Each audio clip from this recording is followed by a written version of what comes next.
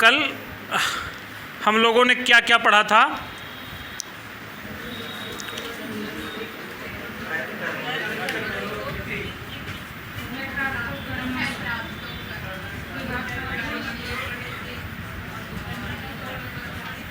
कर्ति कर्मणो कृत, ये सूत्र था। और दूसरा क्या था?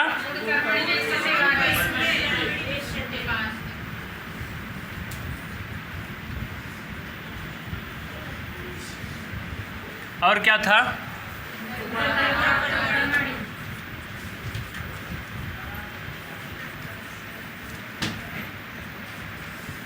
उभय प्राप्तौ कर्मणि। और क्या है?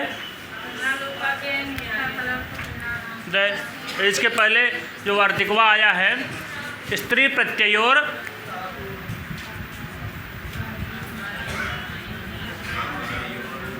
रकारयोर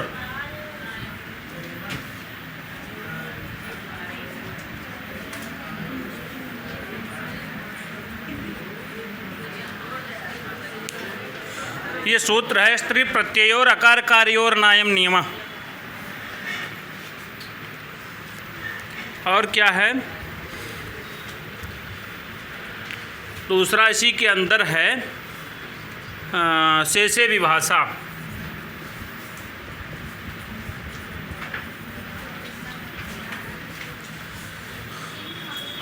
और केचित विशेषण विभाषा में इच्छन्ति, ये तो इसके नीचे दिया गया है। वो कुछ लोग बताते हैं कि ऐसा, कुछ लोग और मानते हैं।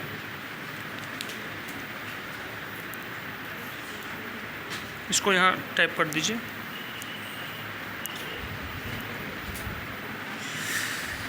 तो चलिए पहले तो बता दीजिए आप लोग कि क्या कहा था ये नियम, बताइए।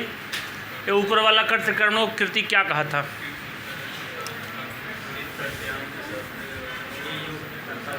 हाँ बताइए पूरा।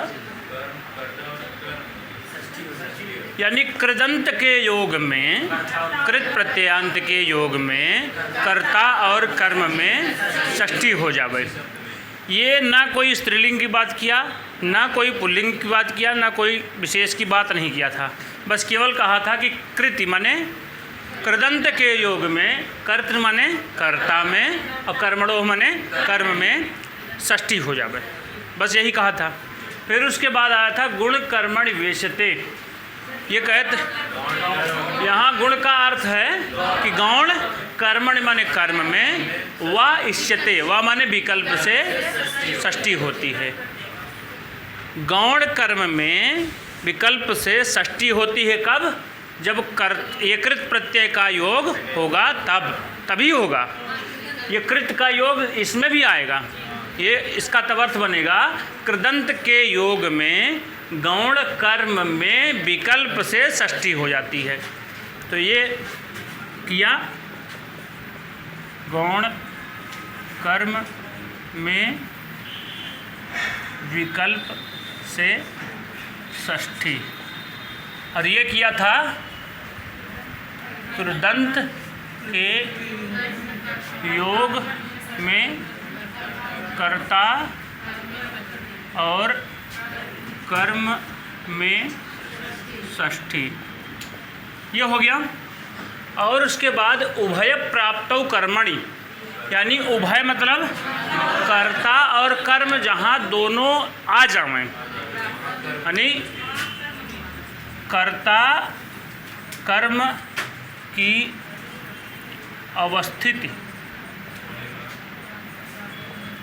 होने पर, यहाँ लिखा गया है कर्मणि, कर्म में षष्ठी होती है।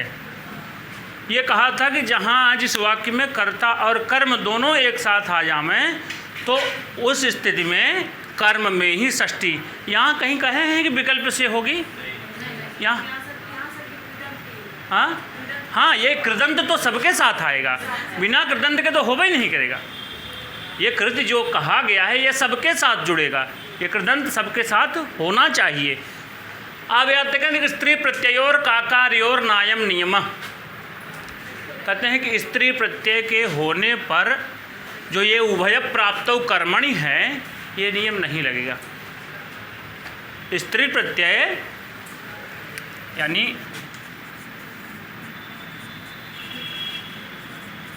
इसमें स्त्री प्रत्यय में ये स्त्री प्रत्ययोः एक अक है, दूसरा आकार है।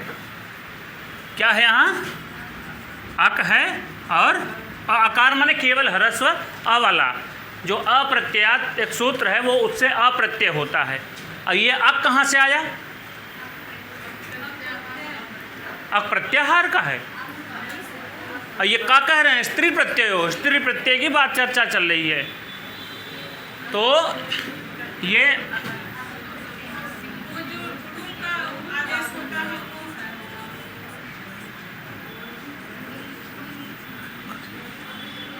या ये दोनों आपकी पुस्तक में डूच लिखा होगा, डूच डूच भी प्रत्यय होता है, गलत नहीं है, वहाँ दोनों का विधान होता है। अड़बुल और डुच ये दोनों प्रत्यय आवें और इसके बाद जब टाप प्रत्यय जुड़ेगा तो स्त्रीवाची तो हो ही जाएंगे। तो ये और अप्रत्ययात ये अ खुद एक प्रत्यय है। इनसे जुड़े हुए जो टाप प्रत्यय से युक्त स्त्रीत्व के विवक्षा वाले जुड़े हैं वो शब्द रहें तो अयम नियम यानी उभय प्राप्तौ कर्मणि, कर्ता और कर्म में जो प्राप्ति होने पर केवल कर्म में षष्ठी कर रहा था तो वो नियमों यहाँ न लगे, वो नियम यहाँ न लगे। आप एकदम हल्के में समझिए, हल्के में समझे रहेंगे, गंभीर जाने में समस्या नहीं आएगी। यहाँ क्या कह रहा है कि स्त्री प्रत्ययो हो यानी स्त्रीवाची प्रत्यय से युक्त अगर कोई शब्द बना है और वो कौन कौन से प्रत्यय हैं? केवल अक और आ। इस सूत्र में केवल दो प्रत्यय, एक अक की दूसरी अ की। अब यहाँ जानते हैं डूल में डकार की लकार की संज्ञा, डकार की चकार की संज्ञा हो जाती, केवल वो बचता है। तो वो को क्या होता है? अक। वही अक यहाँ लिखा गया जो ये अक है, ठीक है। और ये अ कहाँ का है? आ ये है अप्रत्ययात, एक सूत्र आता है जो स्त्री की स्त्रीयाम के अधिकार में पढ़ा गया, स्त्रीवाची के अधिकार में पढ़ा गया, वो उसका आ है, ठीक है। तो ये समझ में आ गया, ये अक और आ, इसका मामला क्लियर हो। कहाँ कहे हैं ये अक कहाँ का है? अड़बुल स्त्री प्रत्यय का नहीं है, ये कृदंत वाला कृत के योग है, कृत प्रत्यय है अड़बुल ना। ये चूंकि कृ से लगेगा तो ऐसा कुछ बनेगा, ये सीधे धातुओं से ही संयोज बनते हैं ना। तो ये अक बनता है तब ये धातुओं से संयोज होने की स्थिति में बनता है कोई शब्द। तो उस शब्दवा से जब टाप प्रत्यय लगाएंगे तो स्त्रीवाची हो जाएगा ना। तो उसी प्रकार से इसमें भी जोड़ता है। तो जब ये स्त्रीवाची बन जाएंगे उस स्थिति में जब ये प्रत्यय जोड़ करके स्त्रीवाची बन जाएंगे तब अभी उदाहरण बताएंगे तो समझ में आ जाएगा आपको। उस स्थिति में जो उभय प्राप्तौ कर्मणि जिसके नीचे ये वार्तिक लिखा गया है ये वाला नियम ना, मतलब ये वाला नियम यहाँ फॉलो होवे नहीं करेगा। यहाँ कहा क्या था? कर्म में षष्ठी, तो कर्म में षष्ठी यहाँ ना होवे और क्या होगा तो उसको बता रहे हैं। कहते हैं टिप्पणी लिखें, स्त्री प्रत्ययोर अकाकार्योर, अगर इसको तोड़ करके पढ़ेंगे तो हो जाएगा स्त्री प्रत्ययोर अकाकार्यो, अ यानी अक और आकार। अक माने वही डुच या डुल का अक है और दूसरा अ है, ऐसे प्रत्यय हूँ मैं। तो कहते हैं किंतु जब स्त्री लिंग कृत प्रत्यय अक, ये कृत तो ही है डुल, जानते हैं ना, तो ये है। और कहते हैं कि यहाँ डुच लिखे हैं, डुच सही है, डुल भी होता है। फिर कहते हैं आ हो, अक हो, डुल का अक हो या डुच का अक हो अथवा अप्रत्यय हो वह, तो कर्ता में भी षष्ठी होती है। कहाँ होती है? यानी ये कर्म में षष्ठी तो कर दिया, ये कर्ता में निषेध कर दिया कि कर्म कर्ता में कुछ नहीं जानते हम। तो ये कहा कि भैया कर्म में तो षष्ठी कर दिए लेकिन कर्तव्यों में षष्ठी होवे। तो ये किया क्या? कर्ता में भी षष्ठी हो। क्या किया है? ये कहा कि कर्ता में भी षष्ठी विभक्ति का प्रयोग हो जावे। समझ में आया? बोलिए तो, अभी बाद में लिखिए, लिखने की क्रिया बाद में कर लीजिएगा, कोई दिक्कत नहीं है। एक बार और बता देते हैं, तब फिर हम आपसे पूछेंगे। ये कहा था कि उभय प्राप्तौ कर्मणि। यहाँ उभय प्राप्तौ का क्या अर्थ है? कर्ता और कर्म, इन दोनों की प्राप्ति में कर्मणि, केवल कर्म में ही षष्ठी का विधान होता है। जब कृत प्रत्यय का योग रहेगा तभी। समझ में आया? यहाँ कहने का भाव ये है कि उभय प्राप्तों माने कर्ता और कर्म की प्राप्ति में कर्मणि, कर्म में ही षष्ठी विभक्ति का विधान हो जाए। कब? कहें जब कृदंत का योग होगा तभी। ठीक है, तो इसका उदाहरण क्या था उभय प्राप्तो कर्मणि वाला?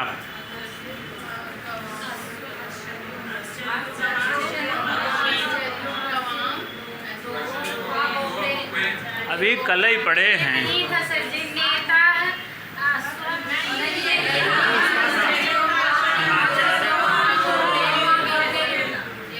जय लोग हैं, तई मुख से तई बात निकल रही है। इसका उदाहरण था आश्चर्यो गवाम दोहा अगोपेन। दोह धात से घई प्रत्यय है, घई प्रत्यय कृदंत वाला है। यहाँ फिर से देख लीजिए, आश्चर्य गवाम दोहा अगोपेन, यानी अगोप यहाँ क्या है? कर्ता है। अब गो गाव, गाव शब्द, ये जो गौ शब्द है ये कर्म है। तो यहाँ आश्चर्य या आश्चर्य की बात की जा रही है। यहाँ दोह धातु से घई प्रत्यय है जो कृदंत का है, यानी घई प्रत्यंत कृदंत वाला है। तो ऐसी स्थिति में जब ये आया क्या है कि उभय प्राप्त हो, यानी कर्ता भी मिल जाए और कर्म भी मिल जाए, तो ये कर्म है गाव और ये अगोप, ये करता है। तो कहें ना ऐसी स्थिति में करें क्या? ऐसी स्थिति में कहें कर्मणि, कर्म में ही षष्ठी हो जावे। तो गवाम में कौन सी व्यक्ति है? षष्ठी हो गई, कोई डाउट नहीं। तो भैया कहें कर्तवा कहाँ जाएगा? कर्ता की मूल विभक्ति तृतीया ही है। कर्त करने उस तृतीया से उसमें तृतीया विभक्ति का विधान हो गया। ये नियम तो ये कह दिया कि मतलब कि कर्ता में तृतीया, कर्ता में षष्ठी का विधान नहीं होगा। अब जब ये आया नीचे वाला इसका वार्तिक, इस पर सूत्र पर जो वार्तिक लिखा गया है, ये कहता है कि स्त्री प्रत्ययो, स्त्री प्रत्यय होने, और वो कौन कौन से हों? अक और अ, ये दोनों प्रत्यय स्त्रीवाची होने की स्थिति में अयम नियमः न। अयम नियमः का क्या अर्थ है? ये ऊपर वाला उभय प्राप्तो कर्मणि जो कहा था, केवल कर्म में ही षष्ठी होवे, कर्ता में नहीं, वही का निषेध कर देता है कि भैया कर्तव्यम षष्ठी हो जाए। ये क्या किया? कर्ता में भी षष्ठी हो जावे। और कर्म में तो यही कर देते हैं, कर्म में षष्ठी, कर्ता में षष्ठी ये करेगा और कर्म में ये करेगा। कोई डाउट? किसी को कोई शंका? लेकिन कब? कंडीशन बताएं। अक और अ ये दोनों प्रत्यय जब स्त्रीत्व वाली स्थिति से युक्त रहेंगे तभी। अब इसका उदाहरण क्या है?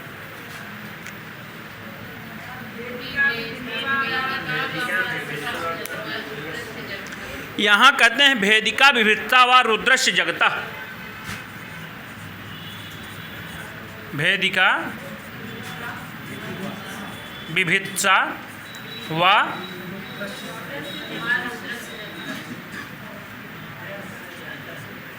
रुद्रस्य जगता। अब यहाँ आपको दिखाना है कि यहाँ कहाँ करता है, कहाँ कर्म है। ये जिससे पूछेंगे केवल वही बताएगा, बाकी सब लोग सुनेंगे। ठीक है, कौन बताएगा? हाँ हाँ, अरे भाई ये तो कर्मवाम षष्ठी कर रहा था, कर्मवाम षष्ठियाँ तो हो गई करेगी। लेकिन ये जो कर्ता की बात नहीं किया, तो एक बात तो किया। अच्छा ये बताइए, जब ये इसको लिखना था तो है ही कर्त कर्मणो कृति कहाँ है लिखिए? कर्त कर्मणो बहुत कहता है कर्ता और कर्म में षष्ठी हो जाए, लेकिन यहाँ ऐसा कुछ नहीं कहते कि कर्ता और कर्म एक ही वाक्य में आवे तब वो षष्ठी हो जाए। ऐसा कुछ वहाँ नहीं कहे थे। यहाँ सामान्यतया कहते हैं कर्ता और कर्म में कृदंत के योग होने पर षष्ठी हो जावे। ये तो काम अपना कह के निकल चुके। फिर उसके बाद आए गुण कर्मणि वेश्यते, कहन गौण कर्मणि में वा माने विकल्प से इष्यते माने हो जावे, क्या षष्ठी हो जावे, ये कह दिया। अब फिर ये आया कहे कि ठीक है गौण कर्म मान ले कर्म 2 प्रकार के होते हैं, तो हेलो बतियाइए मत, अभी पूछ लेंगे तो फिर समस्या खड़ी हो जाएगी सामने। जब ये कहा कि उभय प्राप्तो कर्मणि, कहन ठीक है वाक्य में एक वाक्य में 2 कर्म हो सकते हैं, ये सही बात है, वहाँ अकथितम च इत्यादि के प्रकरण में हम लोग देखे थे। लेकिन बात तो ऐसी भी हो सकती है कि एक ही वाक्य में कर्ता भी आ जाए, एक ही वाक्य में कर्म भी आते हैं, तो सामान्यतः आते ही हैं। तो ऐसी स्थिति में कर्ता और कर्म की प्राप्ति में अगर वो कृदंत का योग है तो उसके कर्मणि माने कर्म में ही षष्ठी का विधान हो जावे। यहाँ कोई स्त्रीलिंग ये पुल्लिंग की बात नहीं किए हैं। अब यहाँ जब इसके आगे आते हैं, जब ये कह दिए कि कर्मणि कर्म में ही षष्ठी का विधान होवे यानी कर्ता में ना होवे, तब ये कहता अगला वार्तिक आता है, ये कहता है कि स्त्री प्रत्ययो स्त्रीवाची प्रत्यय से युक्त अक और अकार वाले हुए शब्द बने हुए तब तो अयम नियम न, जो यहाँ कर्ता में निषेध कर दिया गया है षष्ठी का, वो नियम यहाँ लागू नहीं होगा, यानी वो उसमें भी षष्ठी होगी। अब आप बता दीजिए यहाँ इस वाक्य में जो भेदिका विभित्सा व रुद्रश्य जगता है, इसमें कर्ता कौन है, कर्म कौन है और कौन सा प्रत्यय कहाँ दिख रहा है, अक कहाँ है और आ कहाँ है। भेदिका में क्या है,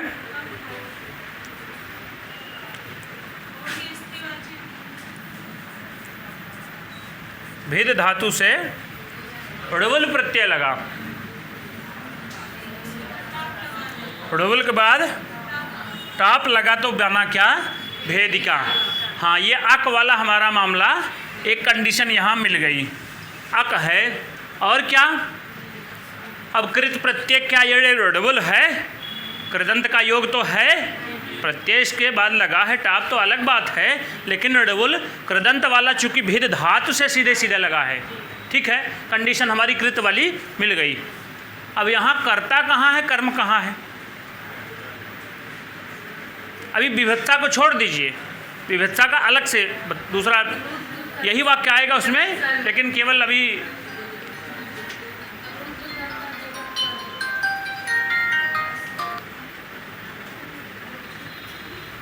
हेलो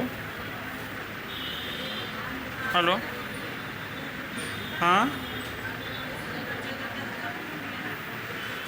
हेलो क्लास में बाटी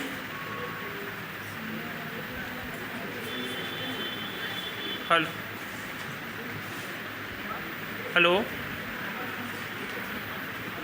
अच्छा दादा बोलता है, अब थोड़ी देर 10-15-20 मिनट में खलिया था ना ही बात तो ना फिर का भा। अच्छा ठीक है, हम 10-15 मिनट फ़ोन करते हैं, ठीक।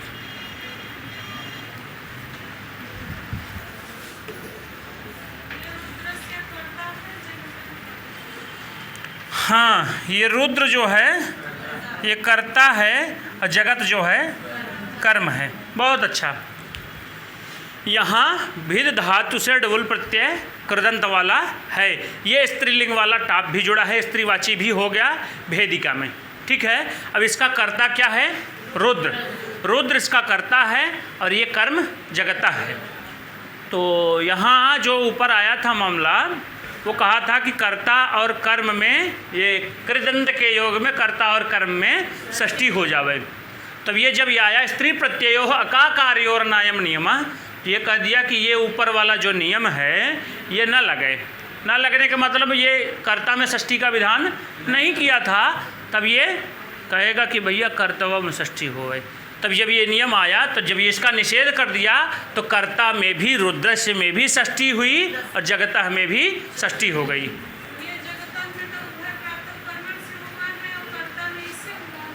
रुद्रस्य में इससे हुआ है, क्योंकि कर्ता में यही बात किया था ना कि कर्ता में ही हो गए, और दूसरे वाले में उससे हुआ है। एक मिनट,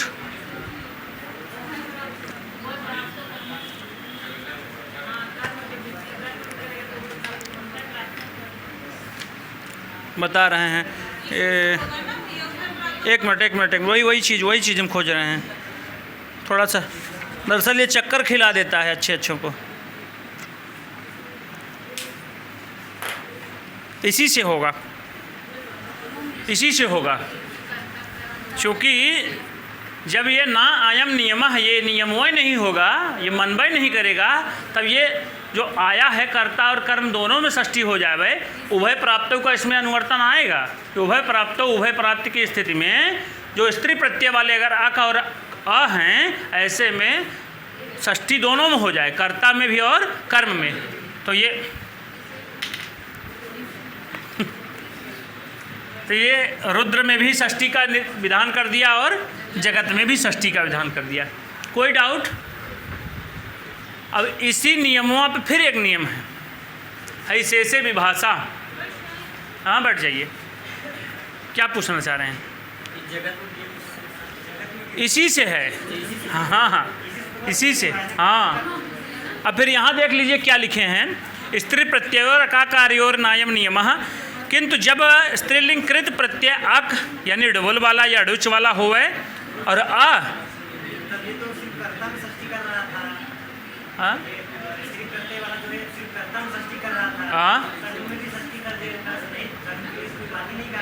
हाँ, ये कौन नहीं बात किया? हाँ,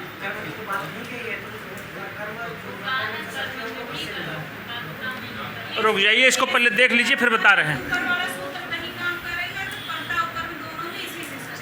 यहाँ मूल बात इसका आता है कि उभय प्राप्त दोनों की स्थिति होने पर ये ऊपर वाला जो कर्मणि खाली कह दिए हैं, केवल यही नियमों नहीं लगेगा और कुछ लगेगा। और कुछ का मतलब तो वही षष्ठी का विधान कर्ता में भी करने की स्थिति बन जाती है।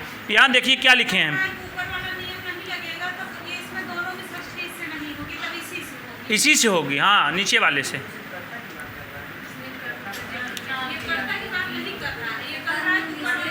यहाँ कहीं नहीं कहा गया कर्ता में षष्ठी होवे कि कर्म षष्ठी होवे, ऐसा कुछ नहीं लिखा गया है। बस केवल ये कहा है कि ये ऊपर वाला जो नियम है उभय प्राप्तो कर्मणि, ये वाला निषिद्ध हो जावे। ये इसका भी निषेधक है। जब ये निषेध कर दिया कि कर्म में षष्ठी ना होए, तो भैया षष्ठी तो होए, लेकिन कहाँ होए? कर्ता और कर्म दोनों में होगी। ठीक है, चलिए एक बार नीचे क्या लिखा गया इसको पढ़ लीजिए। कहते हैं कि स्त्री प्रत्ययोर अकार्योर नायम नियमः, इस वार्तिक है। किंतु जब स्त्रीलिंगकृत प्रत्यय अक या अड़ुल वाला या होवे या अड़ुच वाला होवे, इन दोनों में से जो ऊ को अक हुआ है वो रहें और केवल अप्रत्यय रहें, तो ऐसे में कर्ता में भी षष्ठी होती है। जैसे भेदिका विभित्सा व रुद्रस्य जगता। तो यहाँ भेदिका में कौन सा प्रत्यय है? अक वाला हो, जो ऋडुल वाला होकर के ऊ को अक हुआ है, तो वही वो अक हुआ है, उसके साथ टाप जुड़ा है, तो स्त्रीवाची हो गया। भेदिका बने तोड़ने की इच्छा, तोड़ने की विवक्षा। अब रुद्र से ये कर्ता है, कर्ता में भी षष्ठी कर दिया और जगतः। फिर आगे कहते हैं कि यहाँ भेदन क्रिया के कर्ता रुद्र में भी षष्ठी हुई। रुद्र में भी जो ये जगत है, ये जगत के क्रिया के, जगत के कर्म को करने वाले हैं, वो कौन हैं? रुद्र। रुद्र में भी षष्ठी हुई और जगत में भी। ठीक है, हम एक चीज़ खोजना चाह रहे हैं, वो अभी दिख नहीं रही हमारे आँख से। अभी थोड़ी देर पहले देखें हम।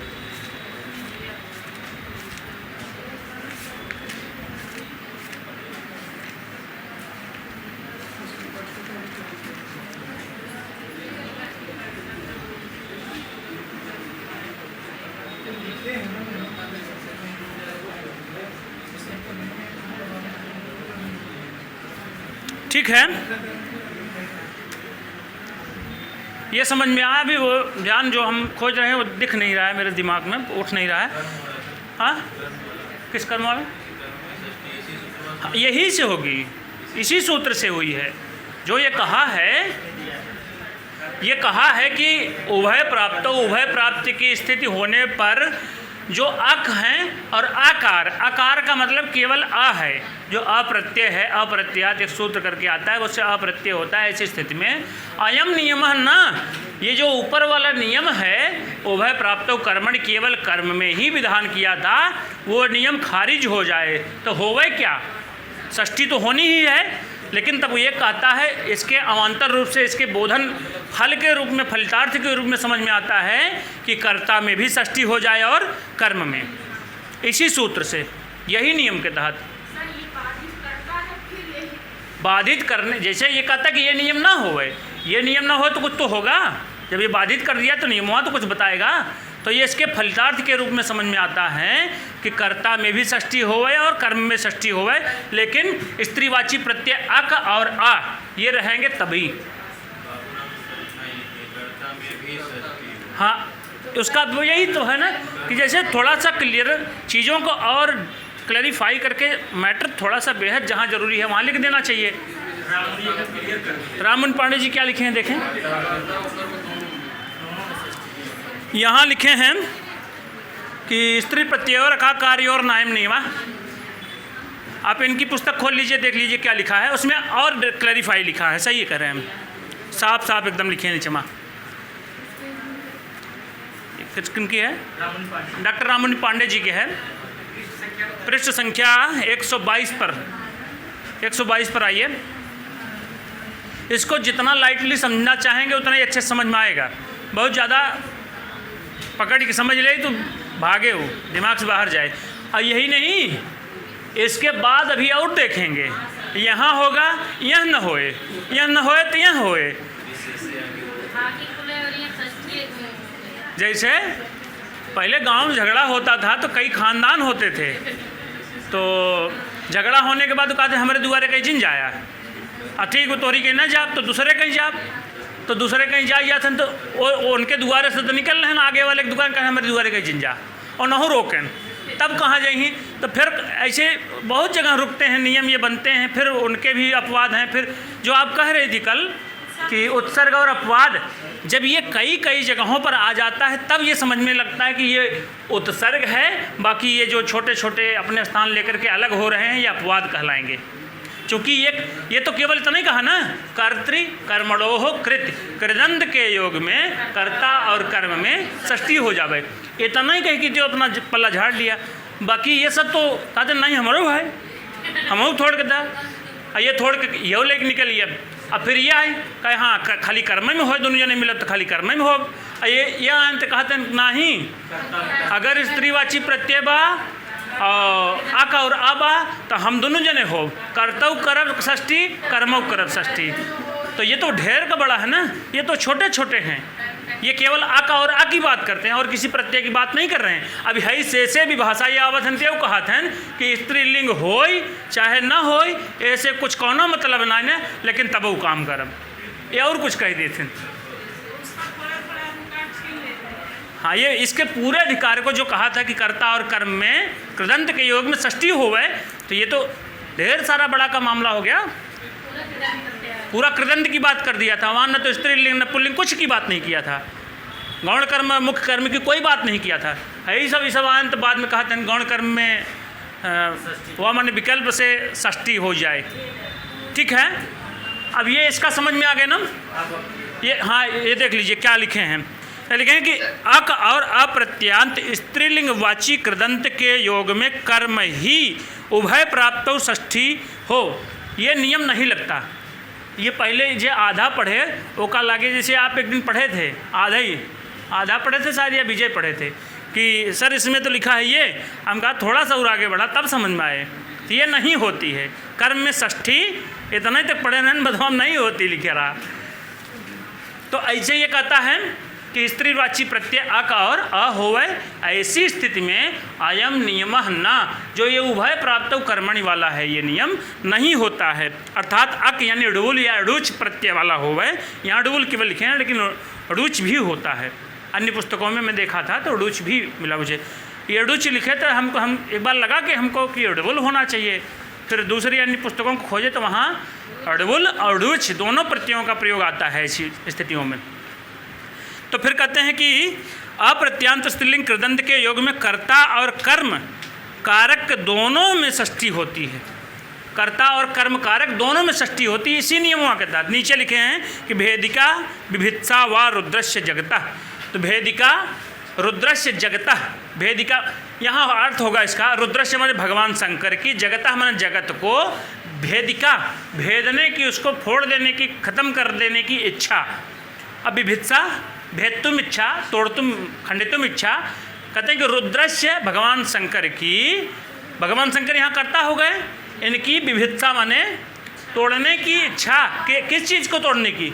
जगतः, जगत को माने कर्म हो गया, ये कर्म है, ये कर्म है, ये कर्ता है, ये क्रियाएं हैं, इच्छा बता रहे हैं विशेष। और ये भेदिका विभित्सा स्त्रीवाची भी हैं, स्त्रीलिंग में अवस्थित भी हैं। अब ऐसी स्थिति में कहते हैं इस वाक्य का कर्ता रुद्र है, ये कर्ता रुद्र है और कर्म जगत है। अच्छा, ये जगत का रूप कैसे चलेगा? पंचमी षष्ठी एक वचन में जगतः जगतः बनेगा, कोई डाउट? तो ये जगतः कहाँ का है? षष्ठी एक वचन ना कि पंचमी एक वचन का, ये पकड़े रहिएगा। तो कहें कि भेदिका, भिद से डबुल फिर टाप लगा, जो भिद से डबुल ये टाप लगा तो भेदिका बना, ये स्त्रीवाची हो गया। और ये डबुल कृदंत प्रत्यय है भी, तो कृदंत का योग स्त्रीवाची भी हो गया, कोई डाउट नहीं। तो क्या कहा है?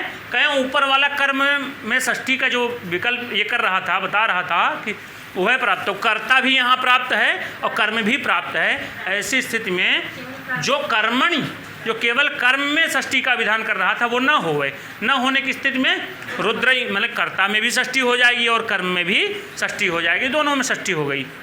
अब वही भेद विभित्सा, विभित्सा में कौन सा प्रत्यय है? हाँ, यहाँ भिद धातु से सन फिर टाप, ये है, ये है सन प्रत्यय। सन माने सन्नंत है ये, तो ये टाप प्रत्यय जुड़ने से ये क्या हो जाएगा? स्त्रीवाची हो जाएगा। स्त्रीवाची, ये सन प्रत्यय जो है ये कृदंत भी है, तो इस कारण से कृदंत भी हुआ और टाप माने स्त्रीलिंग भी हुआ।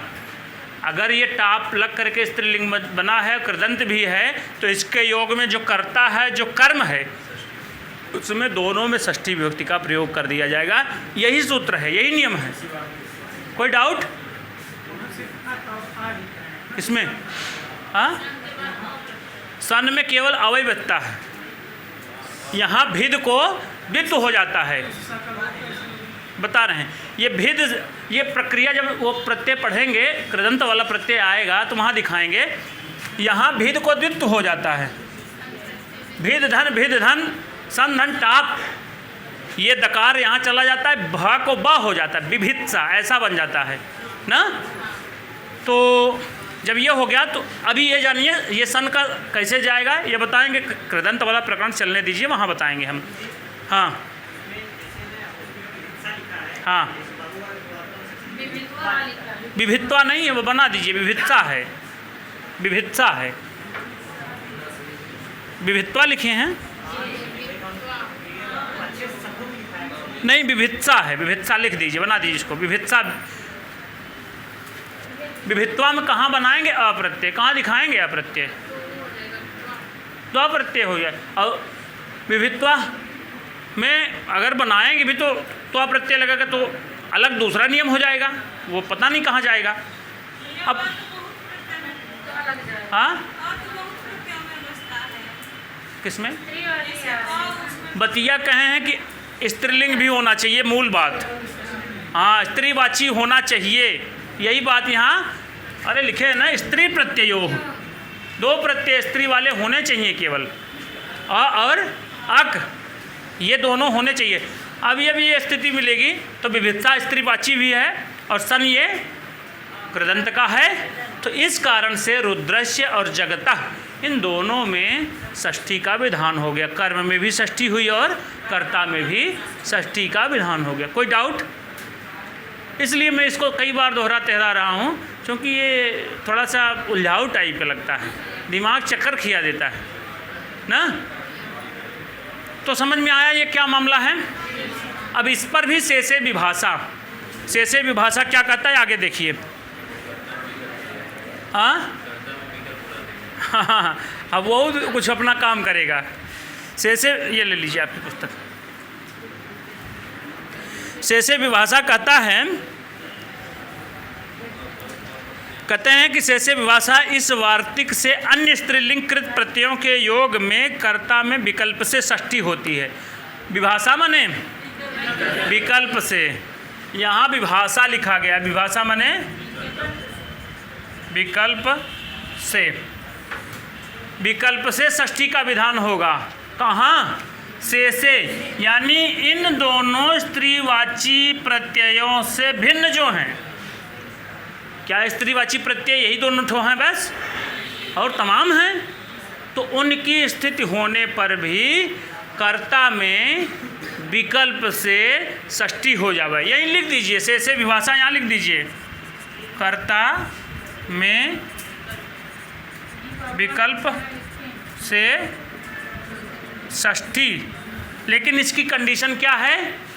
यानी अक और आ से भिन्न प्रत्यय होंगे, स्त्रीवाची होंगे तब। कब? अक और अ से भिन्न जो कृदंत वाले प्रत्यय होंगे, वो भी स्त्रीलिंग वाले प्रत्यय होंगे, तभी ये कार्य करेगा। समझ में आया? तो इसका उदाहरण क्या दिए हैं?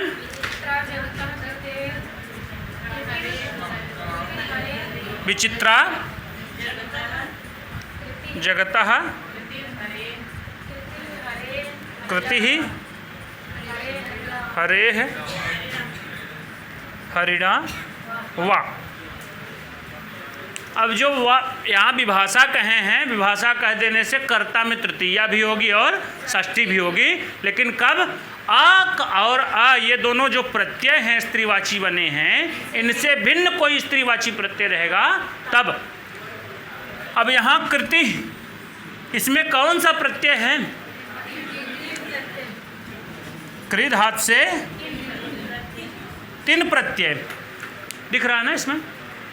कृ धातु से तीन प्रत्यय जब आया तो ये कहा बना क्या? ये स्त्रीवाची बना कि पुल्लिंग कि नपुंसक लिंग? तीन प्रत्यांत शब्द स्त्रीवाची होते ही हैं। जब ये स्त्रीवाची हो गया तो क्या ये नियम काम करेगा कि ये नियम काम करेगा? नीचे वाला नियम काम करेगा, क्योंकि ये वाला कहा था कि या तो प्रत्यय अक वाला हो या तो आ वाला हो, तभी ये काम करेगा, तभी कर्ता और कर्म में षष्ठी करेगा। वहाँ विकल्प की कोई चर्चा नहीं आई थी। यहाँ कहा कि जब अक और आ से भिन्न जो कृदंत प्रत्यय स्त्रीवाची होंगे, उस अवस्था में कर्ता में विकल्प से षष्ठी हो जावे। तो यहाँ देखिए, जब विकल्प से षष्ठी होगी कर्ता में, तो और क्या होगी? तृतीया भी होगी, चूंकि अनुक्त कर्ता में तृतीया होती ही है। तो इसलिए यहाँ कर्ता कौन है?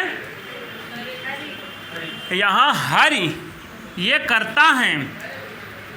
चाहे हरे भी करता है, हरिड़ा भी करता है, दोनों करते ही हैं।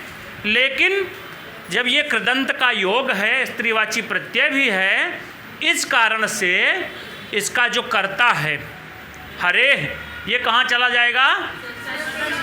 एक नियम में तो षष्ठी में चला जाएगा, और जो तृतीया सिद्ध पहले से है वो तृतीया में ही रह जाएगा। कोई डाउट? अब यहाँ विचित्रा का क्या अर्थ है? विचित्रा का क्या अर्थ है? विचित्र है, अनोखी है। विचित्रा में विचित्रा कहाँ नहीं बना? विचित्रा कहाँ बन गया? क्योंकि ये कृति स्त्रीवाची है, इसी के कारण से ये विचित्रा हो गई स्त्रीवाची। अब भैया जगतः में बता दीजिए, कर्ता में तो मान लीजिए हम कर दिए, तो जगतः में षष्ठी ये कैसे होए?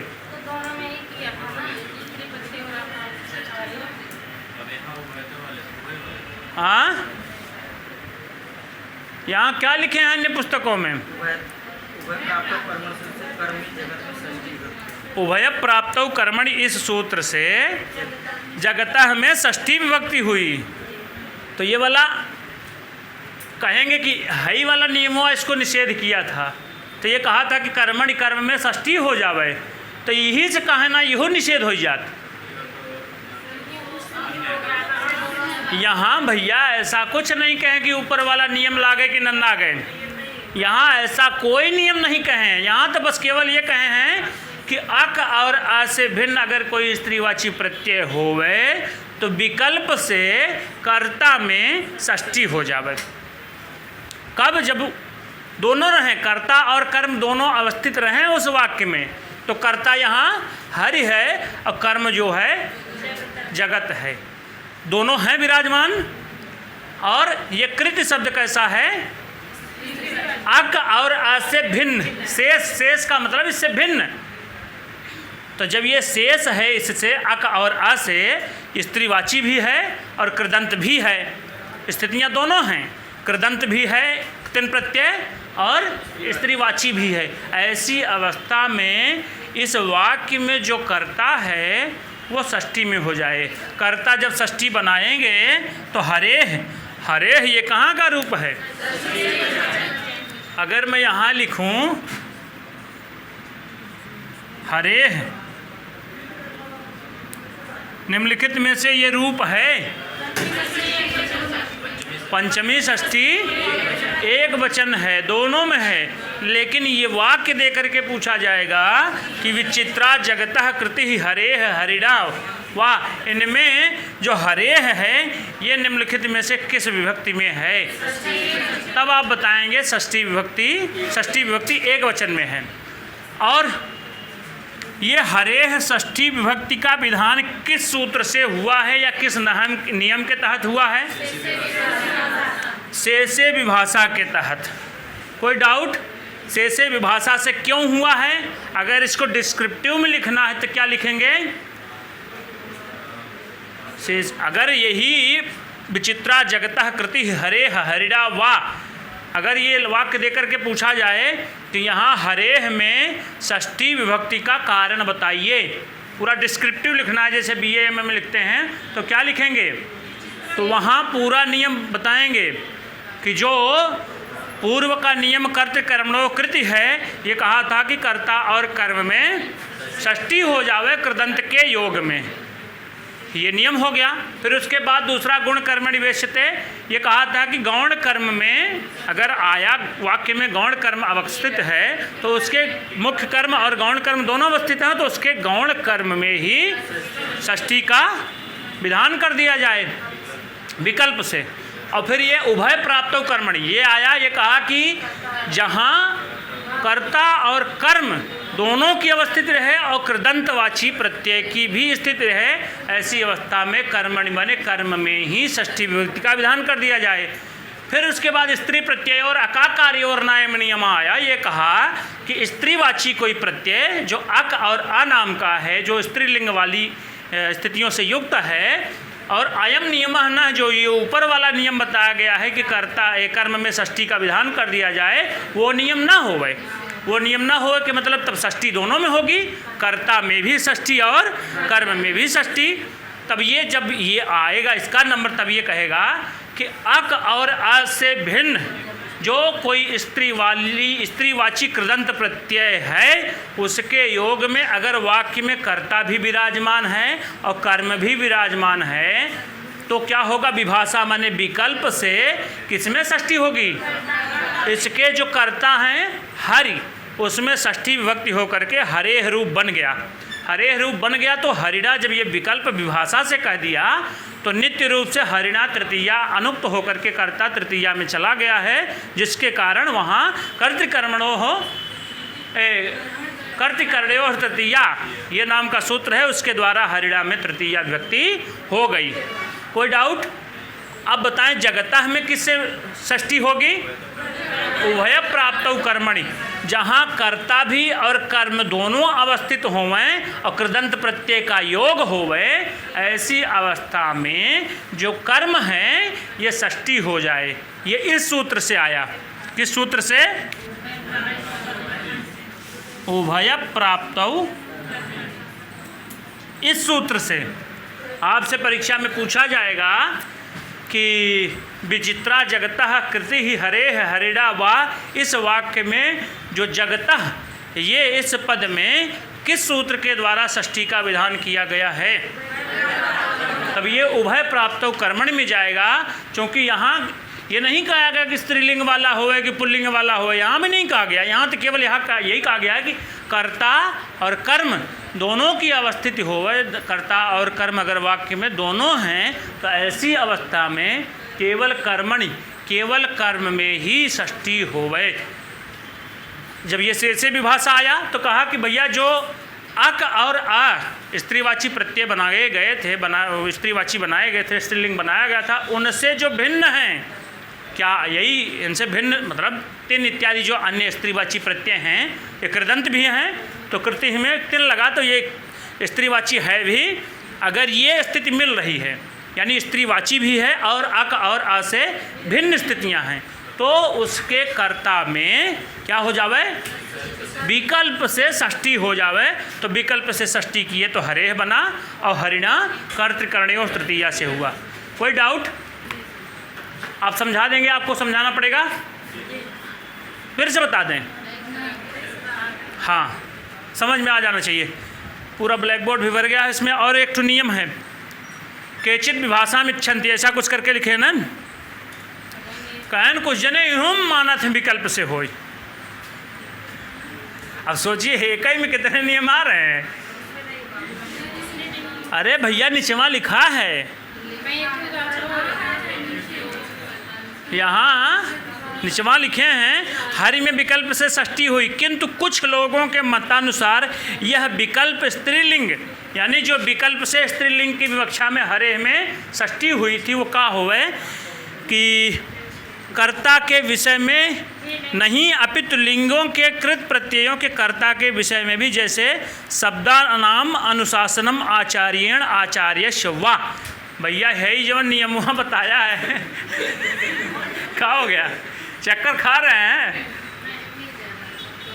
आप ही नहीं, अच्छे अच्छे लोग चक्कर खा जाते हैं। जब तक कम से कम 10 बार इसको पढ़ेंगे नहीं तब तक चक्कर नहीं आएगा।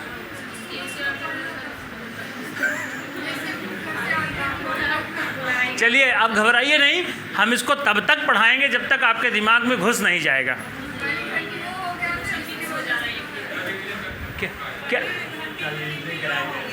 बीपी लो हो गया? चलिए बहरहाल इसको जानते रहिए कि जब ये आया केचित माने कुछ, विभाषा मिच्छन्ति, इसको भी विभाषा जो कहे हैं उसको भी नहीं मानते हैं। कहते हैं कि चाहे है जीवन कृत प्रत्यय स्त्रीलिंग वाला कहे हैं विभाषा, जो शेषे विभाषा कहा गया है, शेष से यहाँ ग्रहण होता है कि जो अक और आ से भिन्न स्त्रीवाची प्रत्यय हैं। हाँ, सब की बात कर दिया, ये नहीं कहा कि ये पर्टिकुलर इतने शब्द। रुक जाइए। हाँ, ये यहाँ ये कहा है कि अक और आ से भिन्न कोई कृदंत वाला स्त्रीवाची प्रत्यय होवे तो उसके कर्ता में विकल्प से षष्ठी हो जावे, ये कह दिया। अब हुम नियम आया हाँ, कर्ता में षष्ठी हो जाए विकल्प से। है ही कर्मवांग तो उभय प्राप्त कर्मणि किया था ना, यहाँ तक समझ में आया है? आगे वाला समझ में आया, बस खाली 2 मिनट धैर्य धारण करा। ये कहा कि है जवन एक तीन प्रत्यांत कह देहन, मारे कोनो प्रत्यय का नाम ना लेहन, बस खाली ये कहे हैं कि अक और आ से भिन्न। यहाँ शेष का अर्थ है अक और आ से अवशिष्ट जो शेष प्रत्यय हैं, जो भी यहाँ स्त्रीवाची, शेष से स्त्रीवाची का ग्रहण होता है। यहाँ भी इस वाली स्थिति में यहाँ भी ग्रहण होगा, लेकिन एक बाद जब नहीं कहते हैं स्त्रीवाची होय चाहे ना होय, कृदंत होय चाहे ओकरे कर्तव्यों में होय षष्ठी विकल्प से, यही कहते हैं। इशारा का सारा नियम यही है, विभाषा से विभाषा वाला ही नियम है। बस केवल जो ये कृत इक्तिन प्रत्यांत कह दिए हैं यही ना होवे। इक्तिन प्रत्यांत ये नहीं कहें कि पुल्लिंग होएगा नपुंसक, ऐसा कुछ भी नहीं कहें, बस केवल ये कहे हैं कि वो कृदंत होना चाहिए।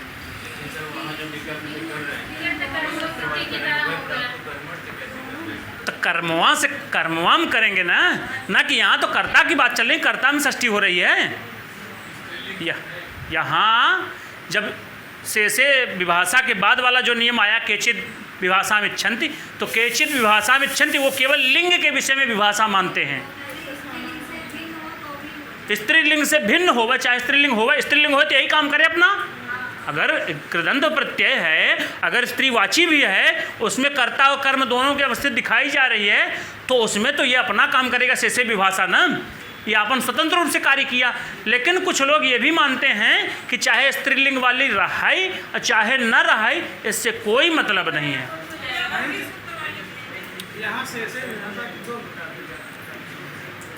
शेषे विभाषा की दो प्रकार से व्याख्या करते हैं। हाँ हाँ, वही मूल बात वही है।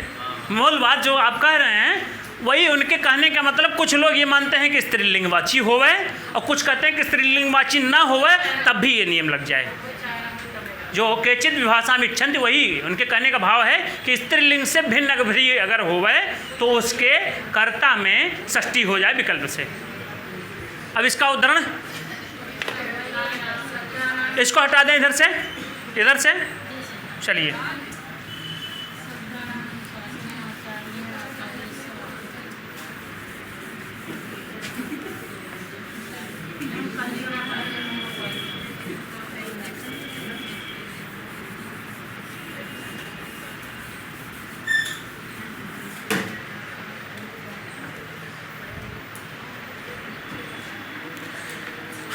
उदाहरण क्या है?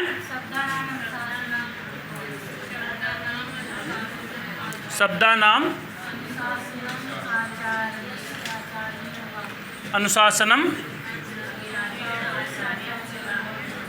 आचार्यस्य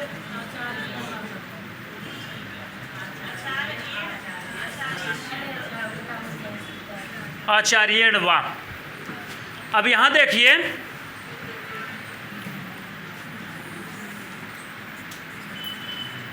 अनुपसर्ग पूर्वक साथ धातु से ल्युट प्रत्यय। हमारा नियम क्या कह रहा है कि वो कृदंत होना चाहिए। ये कृदंत है, अनुशासनम की नहीं है। किसी के मत में ऐसा तो नहीं दिख रहा कि ये कृदंत नहीं है, क्योंकि साथ धातु से सीधे सीधे लग रहा है ल्युट। उपसर्ग से कोई अर्थ नहीं, मतलब बस केवल वो अर्थ बताने के लिए आया है। तो यहाँ मूल बात है कि धातु से जुड़ना चाहिए, तो कृदंत हो गया ना। अब यहाँ कर्ता कौन है, कर्म कौन है? ये दोनों आचार्य जो अन्य अन्य विभक्तियों में है ये कर्ता हैं, और जो शब्द है ये कर्म है। अब स्थिति यहाँ भी है, कर्ता है, कर्ता में दो विभक्तियाँ तृतीया और षष्ठी है, और जगत ये कर्म है, और कृत जो है ये कृदंत का योग है। लेकिन यहाँ स्त्रीवाची है, स्त्रीवाची कृदंत की बात किए हैं। और यहाँ अनुपसर्ग पूर्वक साथ धातु से ल्युट प्रत्यय लगा, तो अनुशासनम बना, जो कि नपुंसक लिंग का है।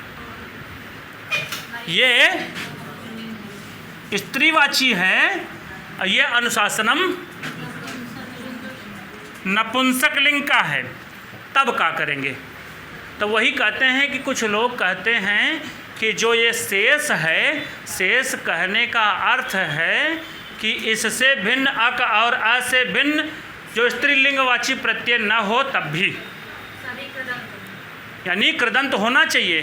तो अनुपसर्ग पूर्वक साथ धातु से जब ल्युट लगा, ये नपुंसक लिंग बन गया, तब भी इसका कर्ता आचार्यस्य, जो आचार्यस्य बना है, ये षष्ठी में चला जाएगा, नो डाउट। और है ही शब्दानाम, ये कैसे जाएगा षष्ठी में?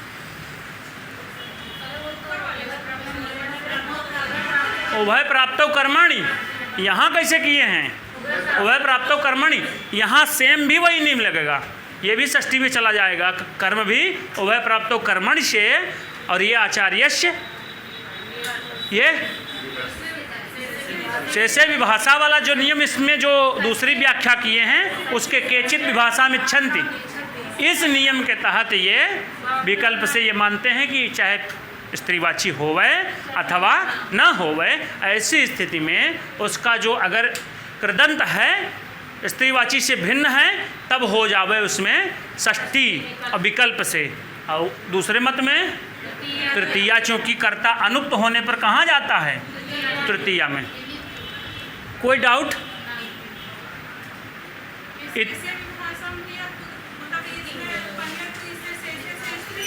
हाँ को छोड़ के जितने इससे बने होंगे शब्द उनमें स्त्रीलिंग का प्रत्यय लगेगा। हाँ फिर इसमें इसके कर्ता में षष्ठी होने लगेगा विकल्प से। विकल्प से। हाँ ऊपर वाला कहाँ विकल्प करता है? कौन? ऊपर वाला। ये वाला? तो ये वाला किसका कोई मतलब वो यहाँ नहीं ना, विभाषा ये अपना नियम बना रहा है ना। यहाँ सुनिए एक मिनट, यहाँ केवल इस वाले सूत्र में केवल इतना ग्रहण करना है शेषे से, यानी इनसे जो शेष होवे, कृदंत होवे, स्त्रीवाची भी होवे, तो विभाषा माने विकल्प से कर्ता में षष्ठी हो जाएगी। और ये कुछ लोग मानते हैं कि इसमें से का अर्थ नपुंसक लिंग है ना? नपुंसक लिंग नहीं, स्त्रीलिंग से भिन्न पुल्लिंग स्त्रीलिंग हो सकता है और पुल्लिंग नपुंसक लिंग हो सकता है, कोई डाउट नहीं है। तो कोई डाउट? मामला समझ में आया? अभी नहीं समझ में आया, मुझे पता है। शालिनी देखिए कैसे बता रही हैं। जब ये आप है और ये आप है, जब इसको छोड़ के तब कहाँ इससे भैया हमको ये बता दीजिए, अन्य विद्वान मानते हैं वो आना है। अन्य विद्वान, यहाँ अन्य विद्वान कहने का मतलब जो शेषे कहे हैं, शेष में अक और आ से भिन्न स्त्रीवाची माने थे ये वाले शेषे विभाषा वाले। शेषे विभाषा वाले कहते हैं कि अक और आ से भिन्न स्त्रीवाची प्रत्यय होगा तभी कर्ता में विकल्प से षष्ठी होगी। हेलो इधर देखिए भैया, लो इधर देखिए, पहले तो सुन लीजिए फिर बाद में बतिया लीजिए, कमरवा पूरा समय रहता है। ये कहा था कि अक और आ से भिन्न, शेष माने जो अवशिष्ट हैं अक और आ, इन दोनों को छोड़ करके बाकी सब, जैसे कह दिया जाए कि आप दोनों को छोड़ करके बाकी सब, तो सब में तो सब आ गए ना, इन दोनों को छोड़ करके बाकी शेष चले जाएं, चले जाने का मतलब सभी तो चले जाएंगे। तो हो यही गया कि अक और आ से भिन्न जो स्त्रीवाची प्रत्यय हों वो कृदंत वाले भी हों और स्त्रीवाची भी हों, और ऐसे उनके कर्ता और कर्म दोनों अवस्थित हैं अगर वाक्य में, तो उसके विभाषा माने विकल्प से कर्ता माने कर्ता में षष्ठी हो जावे। जब विकल्प से षष्ठी कर दिया तो तृतीया अलग मैटर है। ये समझ में आया? तो यही वाला नियम हुआ जब केचित विभाषा में इच्छन्ति ये वाला आएगा, वो कहता है कि जो ये कहा है शेष जो अवशिष्ट स्त्रीवाची हैं इनसे भी भिन्न, यानी स्त्रीवाची से भी भिन्न हो जावे। ऐसी अवस्था में तब ये नियम, ये उदाहरण आया कि शब्दानाम अनुशासनम आचार्यस्य आचार्येण वा, तब ये कहा कि ये अनुपसर्ग पूर्वक सास धातु आई और ल्युट प्रत्यय जुड़ा तो अनुशासनम बना। अनुशासनम शब्द नपुंसक लिंग का है, तब तो यहाँ नहीं होना चाहिए था इस नियम के तहत, क्योंकि शेषे से ग्रहण हुआ था केवल स्त्रीवाची होवे अक और आ से भिन्न, तो यहाँ नहीं हुआ। तो वही कहते हैं कुछ लोग ऐसे मानते हैं, केचित विभाषा में इच्छन्ति, कुछ लोग ये नियम को विकल्प से मानते हैं, वो खाली केवल और केवल स्त्रीवाची को विकल्प से मानते हैं, बाकी सारा कमुआ ऐसे ही होगा विकल्प से, जैसे ये किया है। वहाँ केवल उस प्रत्यय की जो लिंगता विशेष है वही भिन्न माने हैं, वही विकल्प से माने हैं। तो ये कहें कि अगर ल्युट प्रत्यय नपुंसक लिंग में बन रहा है तो ऐसे इसके ये कृदंत है भी, जो कि ल्युट प्रत्यय का है कृदंत है, ऐसा अगर बना दिख रहा है तो इसके कर्म में षष्ठी उभय प्राप्त कर्मण से हुई, क्योंकि कर्ता और कर्म प्राप्त होने पर केवल कर्मणि, कर्म में ही षष्ठी का विधान ये किया था। और कहें कि आचार्य से आचार्यण ये कैसे करेंगे, तो कहें कि अगर ये स्त्रीवाची से भिन्न है, जो शेषत्व की विवक्षा यहाँ आई थी, ये अक और अ से भिन्न स्त्रीवाची होए, यहू जो स्त्री लिखा गया है इसको भी केचित कुछ लोग विभाषा मिच्छन्ति विकल्प से मानते हैं। विकल्प से मानने का मतलब नपुंसक लिंग इत्यादि में जाएगा, तब भी इसका जो कर्ता है वो षष्ठी में चला जाएगा और तृतीया में तो रहबे करता है नुक्त होने की स्थिति में। अब समझ में आया? हाँ जाना है, हाँ जाइए, कोई दिक्कत नहीं। तो अभी इस चीज़ को हम तब तक बताएंगे कि जब तक आपके दिमाग में घुसे नहीं, और ये इसको आपका दायित्व है कि कितने ढंग से आप पढ़ते हैं। आज आपके लिए गृह कार्य यही है कि इस विषय पर जितना भी आपको आपका चिंतन आ रहा है सारा को लिखना है, ठीक है। चलिए, कहा जाता है कि देखने में छोटो लगे घाव करें गंभीर, बट